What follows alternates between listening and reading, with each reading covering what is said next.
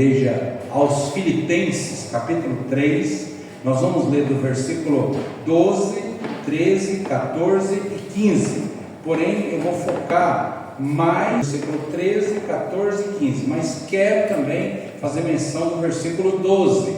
Abram a Bíblia de vocês na carta aos Filipenses, capítulo 3, versículo 12, 13, 14 e 15. E eu vou ler então, peço a gentileza que vocês me acompanhem. Eu vou ler primeiro na tradução que vocês têm em mãos, que é a nossa, né? A Almeida Revista Atualizada. O mesmo texto, agora só que os versículos 13, 14 e 15, numa tradução que eu estou usando hoje aqui pela primeira vez, que é a Nova Versão Brasileira. Como eu sempre digo, eu tenho várias traduções e gosto de usar todas, né? Procuro estudar todas. Eu quero pensar no seguinte tema: a balança da eternidade. Esse é o tema, a balança da eternidade. A balança da eternidade. Eu quero desenvolver essa linha. Versículo 12 diz assim: não que eu o tenha já recebido ou tenha já obtido a perfeição, olha só, mas prossigo, a ideia de continuidade, mas prossigo para conquistar aquilo para o que também fui conquistado por Cristo Jesus. Irmãos, versículo 13: quanto a mim, não julgo havê-lo alcançado, mas uma coisa faço, esquecendo-me das coisas que para trás ficam e avançando para as que diante de mim estão. Versículo 14: prossigo para o alvo, para o prêmio da soberana vocação de Deus em Cristo Jesus. Versículo 15: todos, pois, que somos perfeitos, tenhamos este sentimento, e, se porventura pensais de outro modo, também isto Deus vos esclarecerá. Qualquer que seja a maneira de nós entendermos as coisas de Deus, e que estiver em desacordo com a vontade de Deus, e haver em nós a simplicidade, a humildade de buscar a Deus e dizer a Deus: Senhor, não seja como eu quero, mas como Tu queres. O exemplo da oração de Jesus Cristo antes de ir para o Calvário. A oração de Jesus foi precisa, foi muito exata. Jesus falou: olha, se for possível, afaste de mim esse cálice, todavia não seja como eu quero, mas como o Senhor quer. Então há coisas que eu e você, em algum momento nós podemos até ter algum medo, mas nós devemos confiar que Deus está na frente da nossa vida. Vamos lá, o mesmo texto agora, só que os versículos 13, 14 e 15 numa outra tradução. Então agora vocês vão poder só ouvir, não tem essa tradução em mãos, né? Não, caros irmãos, não sou ainda tudo quanto deveria ser, porém estou concentrando todas as minhas energias para insistir nesta única coisa, esquecendo o passado e aguardando esperançoso aquilo que está à frente, aguardando com confiança o que virá, e saber que o que virá é melhor do que o que já passou em Cristo.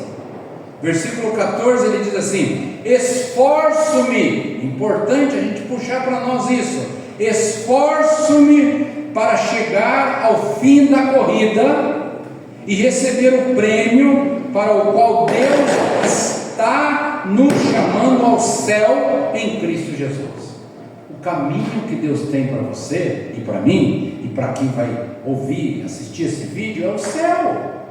Se é o céu, que é o caminho que Deus tem para nós, não há mais nada que deve nos temer, nos fazer ter medo, nos fazer ficar intimidado, porque nós temos a garantia de que Cristo está nos céus, aguardando cada um de nós, né?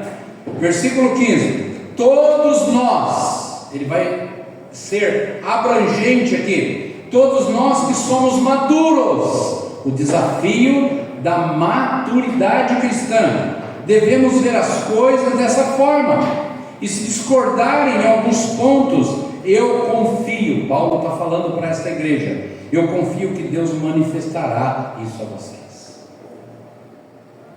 Deus, ele quer usar todos os dias a vida de todos nós, e nós não podemos nos conter naquilo que é para a glória de Deus, desde que tudo que você for pronunciar, você tenha convicção de que é para a edificação, que é para a glória de Deus. Você não deve ter medo de confrontar as pessoas, de falar para elas o que elas precisam ouvir, e não o que elas gostam de ouvir.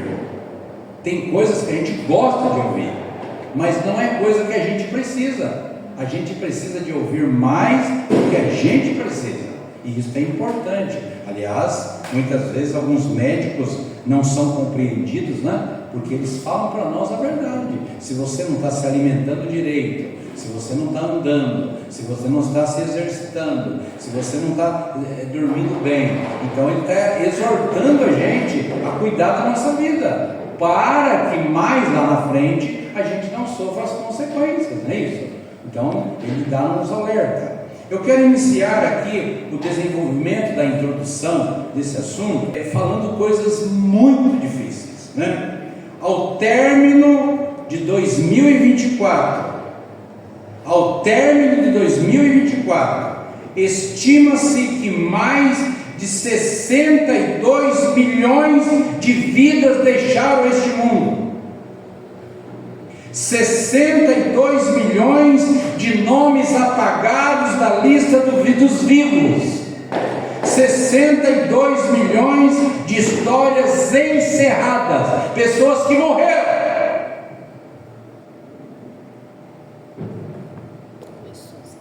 Não acreditem no que eu estou falando e vão atrás disso, pesquisem isso.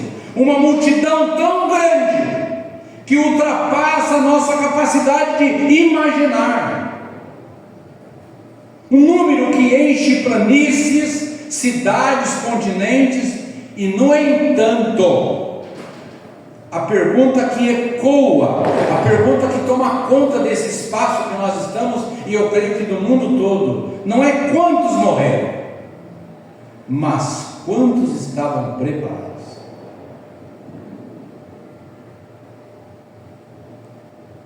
Muitos morreram, mas eles estavam preparados. Eles estavam preparados para a morte. Eles estavam dizendo em seus corações: Senhor, pode me levar que eu sou teu? Não, absolutamente não. Dentre esses milhões, quantos encontraram em Cristo a porta estreita que leva à vida eterna? Quantos? E quantos, pelo contrário, seguiram pela estrada larga que conduz à perdição? E a prova é o que nós estamos vendo aqui em muitos lugares. Onde estão as pessoas que passaram a vida toda dizendo ser fiel ao Senhor, que querem colocar Deus em primeiro lugar? Não é verdade, é mentira, não é verdade. Isso deve doer para nós, quando algo que a gente diz e não é verdade. Porque se for para ir a um velório de alguém, se for para ir até a socorrer alguém, a gente faz isso. Por que o Deus que nos criou fica em segundo, terceiro, quarto plano? Muitos estão em lugares aí, beira de praia, né? Tal. Para quê? Por quê? Buscando o quê? Qual a esperança desta terra? Porque as estatísticas celestiais não são medidas por gráficos, mas pelo impacto eterno. Quantos nunca ouviram falar de Jesus, apesar de viverem em um mundo conectado e repleto de possibilidades de acesso ao Evangelho? As pessoas podem ler Bíblia em qualquer dia, qualquer horário, mas leiam. Se tem uma época que menos lê Bíblia hoje, meus irmãos. As pessoas, igreja, pessoas veteranas, não sabem absolutamente nada mais da Bíblia. Não lê Bíblia. As pessoas podem ler Bíblia em qualquer dia, qualquer horário, mas leiam. Se tem uma época que menos lê Bíblia hoje, meus irmãos. As pessoas, igreja, pessoas veteranas, não sabem absolutamente nada mais da Bíblia. Não lê Bíblia. Não lê. Não sabe. Fala-se de tudo. Fala-se de igreja, fala de pastor, fala de problemas, mas não lê a Bíblia. Quer solução do mundo? Nunca vai ter. Nunca vai ter. E ainda mais inquietante, quantos creram de forma vaga, sem compromisso, sem a transformação que testifica a verdadeira salvação. Uma leitura, abre a Bíblia assim, lê, parece livro de novela, coisa, pega a Bíblia com muito custo, alguns ainda não sabem nem achar na Bíblia. Estão anos na igreja, há anos, não sabem achar na Bíblia um versículo. Uma vergonha! Uma vergonha! E você deve reconhecer isso, falar para Deus em oração: Senhor, é uma vergonha a minha fraqueza. Nem a Bíblia eu sei usar. Complicado. A responsabilidade da igreja, ela brilha como um farol em meio a essa reflexão. Jesus nos confiou a missão. Jesus falou assim: ide por todo mundo, pregai o Evangelho a toda criatura. Ninguém deve ficar sem ouvir o Evangelho. Ninguém. E ouvir o Evangelho aqui, nós devemos mergulhar no texto. Não é falar um dia, não é falar dois, não é falar três, irmãos, é falar todos os dias, é não desistir de ninguém. Mas será que temos feito isso? Pregar o Evangelho a toda criatura, mas será que temos feito isso com urgência que a morte impõe? Será? Irmãos, eu mencionei aqui 62 milhões deixaram este mundo. É o fechamento. Ainda, talvez pode até variar um pouquinho mais, né? Mas isso é porque ainda vai morrer gente até a meia-noite. E essa pesquisa é recente. Ou estamos distraídos, confortáveis, tratando as questões eternas como se todas fossem adiáveis. Depois eu resolvo isso. Nós somos aquela pessoa que deixa tudo que é importante para amanhã. Você precisa de marcar uma consulta com um oftalmologista. Eu marco amanhã. Você precisa marcar uma consulta com um cardiologista. Eu marco amanhã. E você vai adiando. E você vai adiando. E você vai deixando de cuidar de você mesmo. Agora, imagine em relação ao Evangelho. Fica a pergunta: se a igreja falha, vidas se perdem? Se a igreja falha, vidas se perdem? A resposta é sim. Talvez a resposta seja não, para alguns. Mas se for sim, cada cristão, cada pastor, cada evangelista carrega uma parcela dessa responsabilidade. Um dos profetas, ele vai falar assim, e o seu sangue eu cobrarei da sua mão. O sangue do nosso amigo, o sangue da nossa família, as pessoas que são da nossa família, que nunca ouviram falar de Jesus pela nossa boca com clareza, esse sangue vai ser cobrado de nós. Quando a gente é covarde, quando a gente quer manter a política da boa vizinhança e a gente não confronta, a gente não fala, é covardia. A gente tem que falar: olha, se você não entregar a sua vida para Jesus, se você não convidar Jesus para ser o seu Salvador, você não tem a salvação eterna.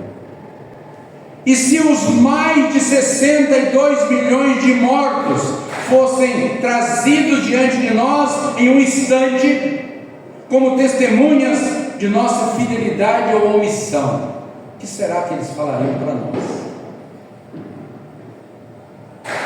Se nós estivéssemos diante desses 62 milhões, e eu e você, e eles tivessem o direito de falar para nós o que nós deixamos de fazer, o que diriam? Talvez houvesse um clamor vindo daqueles que nunca ouviram, mas poderiam ter ouvido. Talvez houvesse até uma acusação contra a nossa falta de zelo de interesse, a nossa preocupação excessiva, muitas vezes, com programas e eventos internos no ambiente da comunidade, enquanto as almas lá fora pereciam ou perecem. A igreja, ela foi colocada na terra por Jesus, para ela ser uma igreja ativa, viva, mas não necessariamente que a gente tenha, por exemplo, grupos de evangelismo que vêm aqui, mas nós podemos todos os dias ser canal de bênção na vida de alguém. Nós vamos estar evangelizando o mundo todo, aonde Deus nos levar. Eu posso evangelizar no trem, eu posso evangelizar no ônibus, eu posso evangelizar na clínica de fisioterapia. A verdade é que a morte não é o fim, é o começo da eternidade. E a pergunta que fica para cada um de nós é: o que temos feito para que esta eternidade seja com Deus para o maior número possível de pessoas? Não podemos mudar o destino dos que já partiram em 2024, não dá mais, porque já partiram. Mas podemos influenciar os milhões que ainda estão vivos. Eu e você. Nós podemos abraçar esta causa como a causa mais importante da nossa vida daqui para frente. A gente vai pedir duas coisas: Senhor, cuida de nós e usa-nos para cuidar de nós. Enche-nos de poder, para que o poder seja passado para eles através da tua palavra. Precisamos nos despertar a sermos mais dedicados a Deus e a sua obra. A igreja deve se levantar em 2025 com algumas 3 palavras que eu vou citar aqui e vou desenvolver com rapidez, para encerrar. Com compaixão, com ousadia e com fidelidade. 3 palavras chaves que eu quero desenvolver. Que cada cristão entenda que sua vida é um convite vivo à eternidade com Deus, a sua própria vida. Chega de você falar, mas é o pastor, é o irmão tal. Não, sou eu. Sou eu que tenho que ser o exemplo para a sua vida. Sou eu que tenho que ter paciência com você. Sou eu que vou ajudar você a ler a Bíblia. Eu que vou orar por você. Aí não é um, aí é toda a igreja. É toda a igreja comprometida com o reino de Deus. Porque no final, quando os números se dissiparem e estivermos diante do trono de Deus, a única coisa que contará será quem conheceu a Cristo por nosso intermédio. Quem você falou de Cristo, acompanhou Ele até o dia do batismo, na declaração de fé? Quem?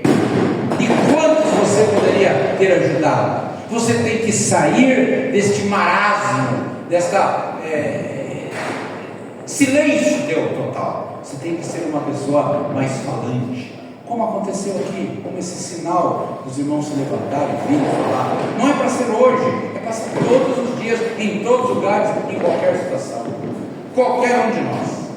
Eu quero destacar essas 3 principais lições. Compaixão. Esse versículo 13, o texto básico, Filipenses, ele vai falar assim: não, caros irmãos, não sou ainda tudo quanto deveria ser, porém estou concentrando todas as minhas energias para insistir nessa única coisa, esquecendo o passado e aguardando esperançoso aquilo que está à frente. A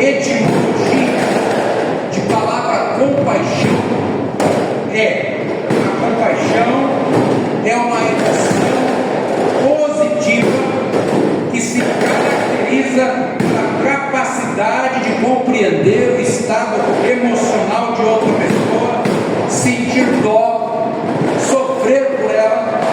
A pessoa que sente compaixão entende que deve ajudar ou confortar a outra pessoa.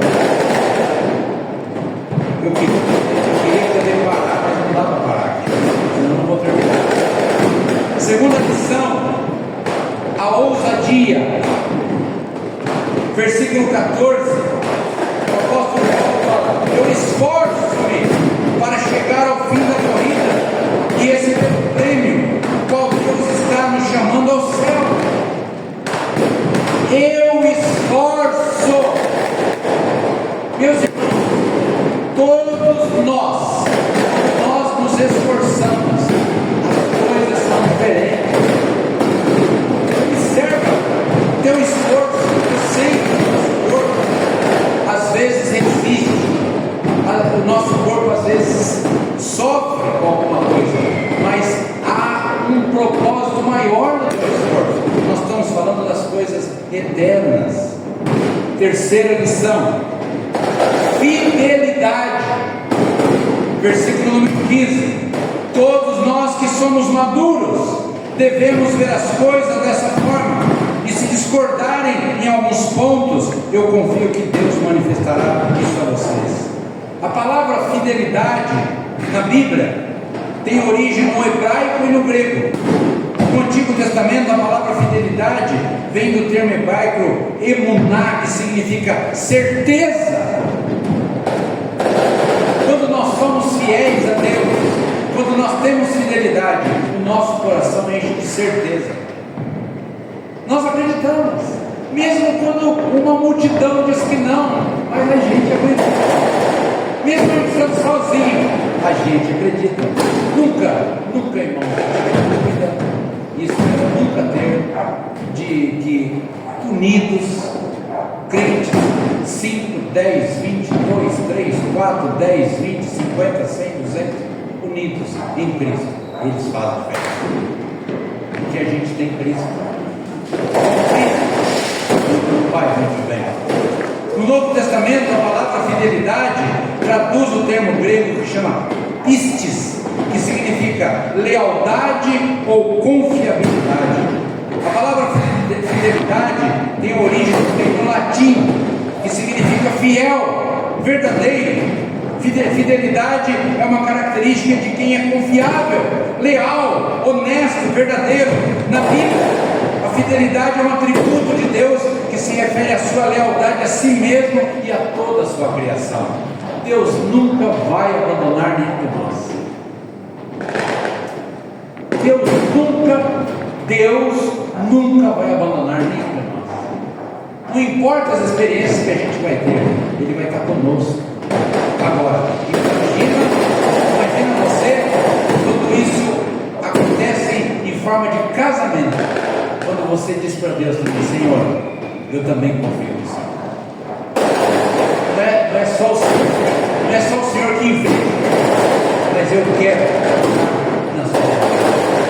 Eu quero. Vou pedir que vocês achem esse texto enquanto eu faço um pouquinho de silêncio aqui. Tentem achar na sua Bíblia Neemias capítulo 12. Não é tão fácil de achar esse livro, tá? Neemias capítulo 12.